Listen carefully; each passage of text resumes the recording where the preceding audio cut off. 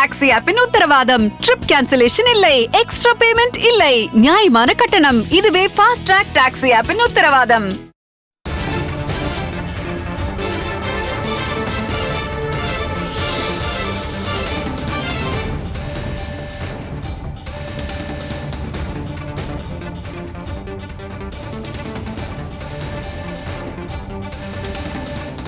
அண்மை செய்தி.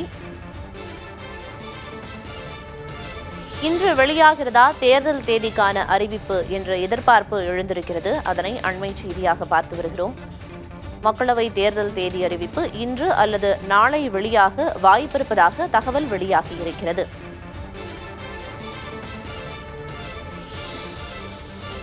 இது தொடர்பான கூடுதல் விவரங்களை வழங்குவதற்காக மூத்த செய்தியாளர் கணபதி இணைப்பில் இருக்கிறார். கணபதி, எத்தனை கட்டங்களா தேர்தலை நடத்த தேர்தல் ஆணையம் திட்டமிட்டிருக்காங்க? இதுக்கான பணிகள் எல்லாமே நிறைவு பெற்றிருக்கா?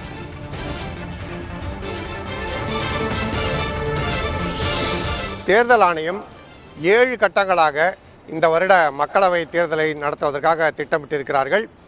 7 அல்லது 8 கட்டங்களுக்குள் முடிக்க வேண்டும் என பல்வேறு ஆலோசனைகள் நடந்திருப்பதாகவும் அதன் அடிப்படையிலே 7 கட்டங்களிலே நடத்துவது சரியாக இருக்கும் என முடிவு செய்யப்பட்டிருப்பதாகவும் இன்று 2 புதிய தேர்தல் ஆணையர்கள் பதவியேற்றிருக்கிறார்கள். அதற்காகத்தான் தலைமை தேர்தல் ஆணையர் ராஜீவ்குமார் காத்திருந்தார். ஏற்கனவே நாடு முழுவதும் பல்வேறு மாநிலங்களிலே, தமிழ்நாடு உள்ளிட்ட பல்வேறு மாநிலங்களிலே ராஜீவ்குமார் மற்றும் தேர்தல் ஆணைய அதிகாரிகள் பயணம் செய்து முன்னேற்பாடுகள் எப்படி இருக்கின்றன என்பதை ஆய்வு செய்திருக்கிறார்கள். அதன் அடிப்படையிலே அனைத்து ஏற்பாடுகளுமே முடிந்துவிட்டன.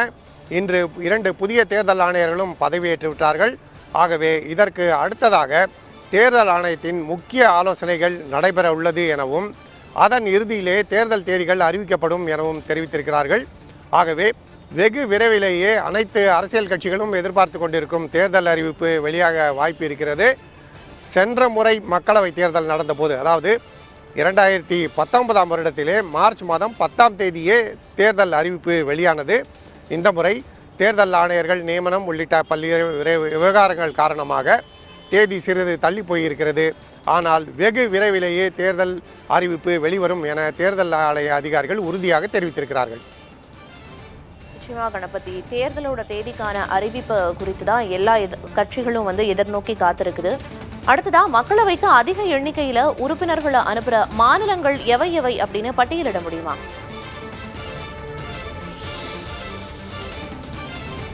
நிச்சயமாக உத்தரப்பிரதேச மாநிலத்திலிருந்து 80 மக்களவை உறுப்பினர்கள் தேர்ந்தெடுக்கப்படுகிறார்கள். அதே போலவே மகாராஷ்டிரா மாநிலத்திலிருந்து 48 உறுப்பினர்கள், மேற்கு வங்கத்திலிருந்து 42 உறுப்பினர்கள் மற்றும் பீகார் மாநிலத்திலிருந்து 40 உறுப்பினர்கள் தேர்ந்தெடுக்கப்படுகிறார்கள். தமிழ்நாடு இந்த வகையிலே 39 மக்களவை உறுப்பினர்களை தேர்ந்தெடுத்து 5வது இடத்திலே இருந்து வருகிறது. ஆகவே இந்த மாநிலங்கள் எல்லாம் மிகவும் முக்கியமான மாநிலங்கள். முன்னேற்பாடுகளை ஒரு முறை அல்ல பல முறை ஆய்வு செய்ய வேண்டும் என அதற்கான பணிகள் நடந்திருக்கின்றன. தேர்தல் வேட்பாளர்கள் எல்லோரும் எப்போது நாமினேஷன் தொடங்க வேண்டும் என்பதற்கான நோட்டிஃபிகேஷன் தேதி எப்போது வர வேண்டும், எப்போது வேட்புமனு தாக்கல் செய்வதற்கான நாள், பின்னர் வேட்புமனுக்களை திரும்ப பெறுவதற்கான நாள், இது இடையிலே பரிசீலனைக்கான நாள் என்று பல்வேறு விதமான ஆலோசனைகள் நடந்திருக்கின்றன. ஏனென்றால் இந்த மாநிலங்களில் எல்லாமே தொகுதிகள் அதிகமாக இருப்பதால் பணிச்சுமை அதிகமாக இருக்கும். அதிக அளவிலே பிற மாநிலங்களிலிருந்து தேர்தல் பணிக்காக பணியாளர்களை அதிகாரிகளை அனுப்ப வேண்டியிருக்கும். அதற்கான ஏற்பாடுகள் செய்யப்பட்டிருக்கின்றன. அதே போலவே பாதுகாப்பு அதிகம் தேவைப்படும் இடங்களுக்கு பாதுகாப்பு படைகளை கூடுதலாக அனுப்புவதற்கும் ஏற்பாடுகள் செய்யப்பட்டிருக்கின்றன. ராஜீவ்குமார் மற்றும் தேர்தல் ஆணைய அதிகாரிகள் தமிழ்நாடு பயணம் செய்ததும் உங்களுக்கு நினைவிருக்கும். அங்கும் வேட்பாளர் பட்டியலை ஆய்வு செய்வது போன்ற அனைத்து பணிகளும் நடந்திருக்கின்றன. வேட்பாளர் பட்டியல்கள் அனைத்து மாநிலங்களிலுமே தயாராக இருக்கின்றன எனவும் அறிவிப்புக்கு நாங்கள் முழுமையாக தயாராகிவிட்டோம் எனவும் தேர்தல் ஆணைய அதிகாரிகள் தெரிவித்திருக்கிறார்கள். நிச்சயமா பல்வேறு தகவல்களை சொன்னீங்க கணபதி. நீங்க இணைப்பிலே இருங்க, நம்ம தொடர்ந்து பேசலாம். கூடுதல் விவரங்களை வழங்குவதற்காக சென்னையிலிருந்து செய்தியாளர் ரமேஷ் இணைப்பில் இருக்கிறார். ரமேஷ், தமிழ்நாட்டில் எத்தனை கட்டமா தேர்தல் நடைபெறதுக்கு வாய்ப்பு இருக்கு? தேர்தலுக்கான ஏற்பாடுகள் குறித்த விவரங்கள் என்னன்னு நீங்க குறிப்பிடுங்க. எப்போது வேண்டுமானாலும் தேர்தல் தேதி அறிவிக்கப்படலாம் என்ற ஒரு எதிர்பார்ப்பில் தமிழக அரசுடைய அதிகாரிகள் இருக்கிறார்கள். தலைமை தேர்தல் அதிகாரி சத்யபிரதா சாஹூ 2 நாட்கள் டெல்லியிலே முகாமிட்டு தமிழகத்தில் எப்படி தேர்தலை நடத்தலாம் என்று ராஜீவ்குமாருடன் ஆலோசனை நடத்திவிட்டு நேற்று இரவு சென்னை வந்திருக்கிறார். இப்போதுதான் தலைமைச் செயலகம் வந்திருக்கிறார். அவர் தேதி அறிவிக்கவுடன் நடத்தை விதிமுறைகளை அமல்படுத்துவதற்கு தயாராக இருக்கிறார். தமிழக அரசும் அனைத்து நலத்திட்டங்களும் நேற்றே முடித்துவிட்டன. முதலமைச்சர் நேற்று மாலை வடசென்னை வளர்ச்சி திட்டம் 4000 கோடி திட்டத்தை தொடங்கி வச்சார். பொள்ளாச்சி, தருமபுரியில ஒரு 2000 கோடிக்கு திட்டங்கள்லாம் முடிச்சிட்டாங்க.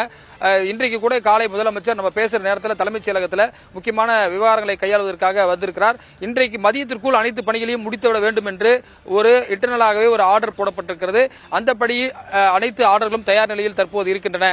அது மட்டும் இல்லாமல் இங்க பாத்தீங்கன்னா மற்றொரு முக்கியமான விஷயம், இந்த துணை ராணுவ படையினர் இங்கு வந்திருக்கிறார்கள். அவர்கள் அணிவகுப்பு நடத்தி 2 தினங்களுக்கு முன்பு பாத்தீங்கன்னா மன்றோ சிலை அருகே ஒரு அணிவகுப்பு மரியாதையும் நடத்தி முடித்திருக்கிறார்கள். இந்த தேர்தல் தேதி அறிவிக்கப்பட்டுவிட்டால் எந்த நலத்திட்டங்களையும் செயல்படுத்த முடியாது, உடனடியாக தேர்தல் ஆணையம் நிர்வாக ரீதியான பொறுப்புகளை எடுத்துக்கொள்ளும் என்ற அடிப்படையில் நேற்றைக்கே முக்கியமான கோப்புகளுக்கெல்லாம் தலைமைச் செயலகத்தில் கையெழுத்தாகியிருக்கின்றன. எனவே எப்போது வேண்டுமானாலும் தேர்தல் நடத்துவதற்கு தமிழக அரசு தயாராக இருக்கிறது. அது மட்டும் இல்லாமல் தமிழக தேர்தல் அதிகாரி சத்யபிரதா சாகுவும் தயாராக இருக்கிறார். இந்த மின்னணு வாக்குப்பதிவு இயந்திரங்கள் தயார் நிலையில் அனைத்து மாவட்டங்களுக்கும் தயார் நிலையில் இருக்கின்றன. அதே போல காவல்துறைக்கும் அந்த உத்தரவு கொடுப்பதற்கு தயாராக இருக்கிறார். அடிஷனல் சிஇஓஸ் நியமனம் செய்யப்பட்டு அனைத்து ஏற்பாடுகளும் தயாராக இருக்கிறது. கடந்த முறை பாத்தீங்கன்னா ஏப்ரல் மாதம் 18ஆம் தேதி தமிழகத்தில் நடந்திருக்கின்றது. கணபதி சொன்னது போல கடந்த மார்ச் 10ஆம் தேதி தேர்தல் அறிவிச்சாங்க. ஆனா இந்த முறை 5 நாள் தாமதமாக அறிவிக்கப்படுறதாக சொல்லப்படுகிறது. எனவே இருந்தாலும் முதல் கட்டத்திலேயே தமிழகத்தில் தேர்தலை நடத்துவதற்கு, ஏன்னா மற்ற மாநிலங்களை காட்டிலும் வெஸ்ட் பெங்கால்ல 7 பேஸ் போன தடவை நடந்தது. அதே போல மற்ற மாநிலங்கள்ல பீகார்ல 7 கட்டமா நடந்தது. தமிழ்நாட்டை பொறுத்தவரை ஒரு அமைதியான மாநிலம் என்பதால் ஒரே கட்டமா முடிச்சிருவாங்க. ஏன்னா முதல்ல துணை ராணுவம் இங்க தான் வருவாங்க. இங்க வேலையை முடிச்சுட்டு அவங்க உடனே என்ன பண்ணுவாங்க, மூவ் பண்ணிடுவாங்க. அந்த அனைத்து பாதுகாப்பு உபகரணங்களோட மூவ் பண்றதுக்கு ஈஸியா இருக்கும். தமிழ்நாடு எந்த பிரச்சனையும் இல்லாதனால இங்க முடிச்சுட்டு இங்க ஒர்க் பண்ற பணியாளர்கள்லாம் நார்த் இந்தியா மூவ் பண்ணிடுவாங்க. ஐஏஎஸ் ஆபீஸும் அது மாதிரி போயிருவாங்க. எனவே இதற்கான ஆயத்த ஏற்பாடுகள் தமிழகம், புதுச்சேரியில் ஒரே கட்டமாக நடத்துவதற்கான ஆயத்த பணிகள் இருக்கிற தேர்தல் தேதி அறிவிக்கப்பட்டுவிட்டால் உடனடியாக நடத்தை விதிமுறைகள் அமலுக்கு வந்துவிடும். அதே போல எந்த புதிய திட்டங்களையும் அறிவிக்கக்கூடாது. அது அனைத்து மாவட்ட ஆட்சியர்களும் ஆர்வக்களாக மாறிவிடுவார்கள், தேர்தல் நடத்தும் அதிகாரிகளாக மாறிவிடுவார்கள். முழுக்க அதிகாரம் தேர்தல் ஆணையத்திற்கு சென்றுவிடும். இதுதான் தமிழகத்தை பொறுத்தவரை நிலவரமாக இருக்கிறது. எப்போது வேண்டுமானாலும் தேர்தல் தேதி அறிவிப்பிற்கான சூழலுக்கு தமிழக தேர்தல் ஆணையமும் தயாராக இருக்கின்றது. பிரியா, நிச்சயமா தமிழகத்துல எத்தனை கட்டங்களா தேர்தல் நடைபெற வாய்ப்பு இருக்கு, செயல்பாடுகள் என்ன, தேர்தலுக்கான ஏற்பாடுகள் என்னென்ன அப்படிங்கிறது குறித்த விவரங்களை சொன்னீங்க. அது மட்டும் இல்லாமல் இன்னைக்கே அல்லது நாளை தேர்தலுக்கான தேதி அறிவிக்கப்பட வாய்ப்பு இருக்கு அப்படின்னு முன்னாடியே கணபதி குறிப்பிட்டிருந்தார். அப்படி தேர்தல் தேதி அறிவிக்கப்பட்டுருச்சு அப்படின்னா கட்சிகள் மும்முரமாக பரப்புரைய தொடங்கும். அப்போ அந்த மாதிரியான நேரங்களில் முறைகேடுகளை தடுக்கிறதுக்கும் குறிப்பாக தேர்தல் ஆணையம் என்னென்ன மாதிரியான நடவடிக்கைகள் எடுத்திருக்காங்க ரமேஷ்? ஒவ்வொரு அப்சர்வர், ஒவ்வொரு எம்பி கான்ஸ்டிடுவன்சிக்கும் ஒரு அப்சர்வர், செலவின பார்வையாளர், IRS office, Indian revenue service officer எவ்வளவு செலவு பண்றாங்க பொலிட்டிக்கல் பார்ட்டிஸ் அப்படின்றத கண்காணிப்பாங்க. நீங்க கேட்டது போல தமிழகத்தில் வரக்கூடிய ஏப்ரல் 4 அடுத்த மாதம் பாத்தீங்கன்னா 11ஆம் தேதி ரம்ஜான் பண்டிகை வருகிறது. 23ஆம் தேதி கள்ளழகர் ஆற்றில் இறங்கக்கூடிய வைபோகம் சித்திரை திருவிழா இருக்கிறது. இந்த 2 தேதிகளையும் கணக்கில் கொண்டு அது தேர்தல் தேதி அறிவிக்கப்பட வாய்ப்பு இருக்கு. ஏன்னா ஏற்கனவே ஒரு லிஸ்ட் கொடுத்துறாங்க. தமிழ்நாட்டில் ஏப்ரல் மாதம் என்னென்ன ஃபெஸ்டிவலா இருக்கு, எப்ப பள்ளி கல்லூரி எல்லாம் முடிகிறது என்ற டேட்ஸ் எல்லாம் எலெக்ஷன் கமிஷனர் கொடுத்துட்டாங்க. அந்த டேட்ஸ் தவிர்த்து தான், ஏன்னா ஒரு பப்ளிக் எக்ஸாம் நடக்கும்போது நிறைய பெரும்பாலான வாக்குச்சாவடிகள் பள்ளிகள் இருக்கிறதால அந்த டேட்ஸ் தேதி எக்ஸாம் டேட்டும் அதுவும் கோயின்சிடா வராமல் பார்த்துக்கிறாங்க.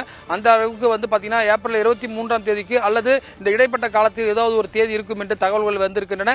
அது மட்டும் இல்லாமல் அந்தந்த மாநில செக் போஸ்ட் பாத்தீங்கன்னா நம்ம தமிழ்நாடு பாத்தீங்கன்னா 4 ஸ்டேட்டுடைய பார்டர் வருது. ஆந்திரா, கர்நாடகா, கேரளா உள்ளிட்ட 3 மாநிலங்கள் இருக்கின்றன. அந்த செக் போஸ்ட் உன்னிப்பாக கவனிக்கப்படும். காவல் அதிகாரிகள் கூடுதலாக நியமிக்கப்படுவார்கள். தொடர்ச்சியாக தேர்தல் அதிகாரிகளுக்கு அதிக அதிகாரம் கிடைக்கும். பொலிட்டிக்கல் பார்ட்டிஸ் நிறைய கம்ப்ளைண்ட் கொடுப்பாங்க.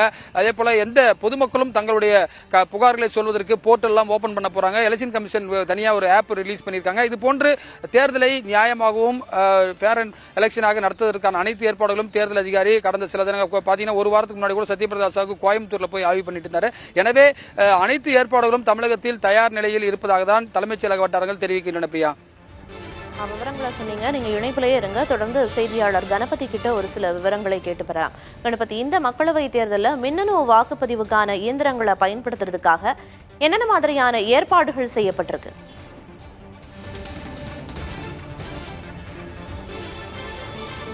இந்த மக்களவை தேர்தலில் முழுக்க மின்னணு வாக்குப்பதிவு இயந்திரங்களே பயன்படுத்தப்படும் என தேர்தல் ஆணையம் முடிவு செய்திருக்கிறது. பல்வேறு அரசியல் கட்சிகள் மின்னணு வாக்குப்பதிவு இயந்திரங்களுக்கு எதிராக மனுக்களை அளித்திருக்கின்றன. வாக்குச்சீட்டு முறையை கொண்டு வர வேண்டும் என்றெல்லாம் கோரிக்கை வைத்திருக்கின்றன. அல்லது விவிபேட்டிலே சில மாறுதல்களை செய்ய வேண்டும், அனைத்து தொகுதிகளிலுமே உள்ள ஒவ்வொரு வாக்குச்சாவடியிலுமே விவிபேட் இயந்திரத்தை பயன்படுத்த வேண்டும் என்றெல்லாம் கோரிக்கை வைத்திருக்கிறார்கள். அதையெல்லாம் தேர்தல் ஆணையம் நிராகரித்து விட்டது. ஏற்கனவே உள்ள நடைமுறை போலவே மின்னணு வாக்குப்பதிவு இயந்திரங்கள் மக்களவைத் தேர்தலிலே நாடு முழுவதும் பயன்படுத்தப்படும். அதே போலவே ஆந்திர பிரதேசம், ஒடிசா மற்றும் அருணாச்சல பிரதேசம் ஆகிய 3 மாநிலங்களிலும் சட்டசபை தேர்தலும் இந்த தேர்தலுடன் சேர்த்தே நடைபெற இருக்கிறது. அங்கும் மின்னணு வாக்குப்பதிவு இயந்திரங்கள் மற்றும் விவிபேட் இந்த இரண்டுமே பயன்படுத்தப்படும் என தேர்தல் ஆணையம் முடிவு செய்திருக்கிறது. ஆகவே அந்த வகையிலே எந்த மாற்றமும் இல்லை.